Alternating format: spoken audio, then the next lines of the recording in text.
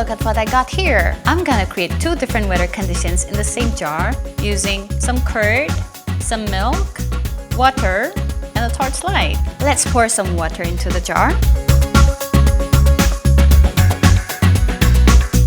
Then toss in the milk and the curd.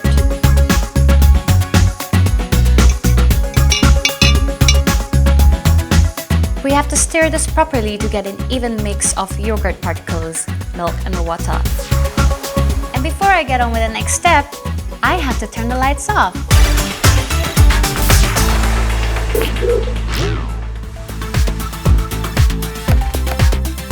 Now I'm gonna grab my torch and shine it on my milky solution.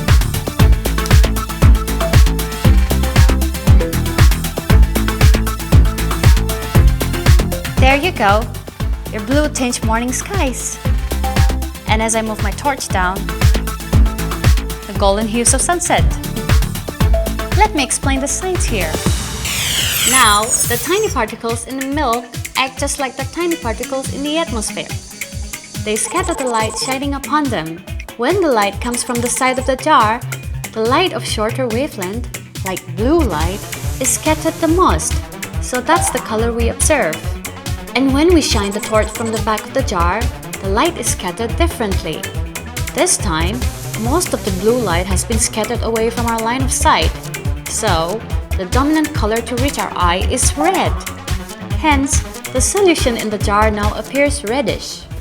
So the next time you look up at the blue sunrise or a red sunset, you know exactly what those atmospheric particles are up to. To create your own sky in the jar, have a look at what you need.